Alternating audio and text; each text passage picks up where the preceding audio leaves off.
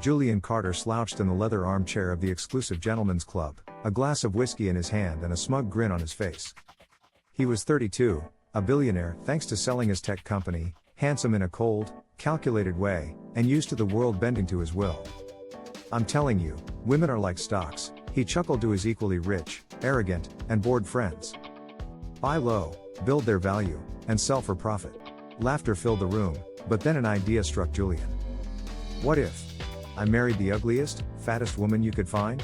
Just as an experiment. To see how far I could take it. His friends exchanged looks. Silence at first. Then Ryan, his boldest friend, burst out laughing. "You're kidding. I swear," Julian said with a grin. "But on one condition. You choose her. And I stick with the marriage, for at least 1 year. If you really do that, we'll each give you $1 million, Ryan said. "Deal?" Julian extended his hand.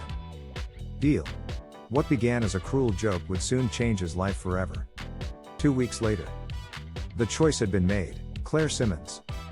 31 years old, 160 kilos, shy, socially isolated. She worked as a librarian and lived alone in a small suburb. What no one knew, Claire was no ordinary victim. Julian accidentally met her in a bookstore. He played the charming savior. She was skeptical, but polite. When he asked her out, she hesitantly agreed. After 3 weeks, he proposed. To his surprise, she said yes. At their wedding, his friends watched the scene with barely concealed laughter. Julian, dashing in his suit.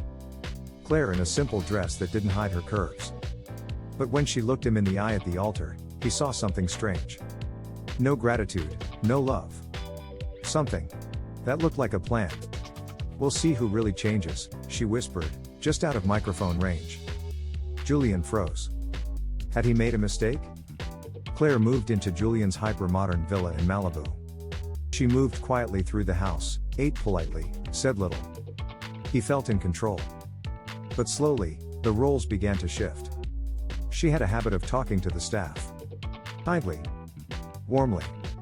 Within a month, the chefs and cleaners were her biggest fans. And she? She seemed to know exactly what she was doing. One evening, Julian came home to find Claire dancing in the living room. Not gracefully, but freely. She turned and smiled.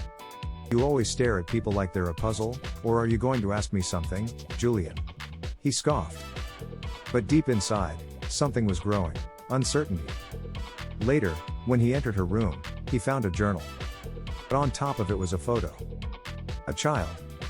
And his father, with Claire. How was that possible? Claire started losing weight. No crash diets, no surgeries. Just daily walks, meditation, healthy food. But it wasn't just her body changing. Her confidence grew. She spoke directly, looked him in the eye, asked questions. Julian began to feel attracted to her. Not just physically, but mentally. She made him laugh. She asked him questions no one else dared. One evening, he stood at her door. "Claire, why did you say yes? Why did you accept me?" She looked at him for a long moment. "Because I saw something in you that you haven't seen yourself. And because I knew you would fail." He didn't understand. But her words kept echoing in his head. Julian started following her. He wanted to know why she challenged him. Why she knew so much. He saw her enter a hospital. There, she met a nurse, who called her Mrs. Carter. Inside, he found a room that turned his world upside down. Photos of his mother. Letters from his father. A dossier about his family, written by Claire herself. Claire was no random woman. She knew his history. She knew his weak points. And worse, she had planned all of this. When Julian confronted her, she simply smiled. "Are you scared, Julian? Because you're no longer the one in control?" She showed him a USB stick. Surveillance footage. His bed. Everything. She had known all along. She had accepted the marriage to punish him, or save him. He was cornered. And for the first time in his life, he didn't know what to say. "What do you want from me?" he asked. "Truth," she said. "Remorse. And maybe, if you ever deserve it, forgiveness." Claire left. She left an envelope behind. A divorce contract. With clauses, he had to donate half his fortune to a charity, her charity, and publicly admit what he had done. Julian had no choice. He signed. His friends mocked him. His image collapsed. But strangely, he felt lighter. Claire's foundation, Second Chance, became a media sensation. Julian sold his cars, left his villa, started working as a volunteer. He learned to listen, to serve, to feel. Claire kept her distance, but he wrote to her every week. One day, he got a reply. A photo.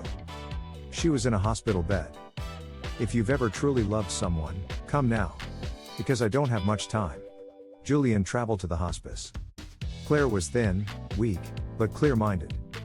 "I had cancer," she said. "All along. I knew I didn't have long. So I wanted to do something good. Change you." Julian cried. For the first time. "I loved you," she whispered. "Still do." Chapter 10, Love Without Bets. Claire died in his arms. A month later, Julian stood before a crowd. He told her story. His story. He took over her foundation. Opened shelters. Built schools. On the front of their first shelter hung a sign, "Second Chance, for those who dare to change." And beneath those words, "In loving memory of Claire Simmons Carter." The end.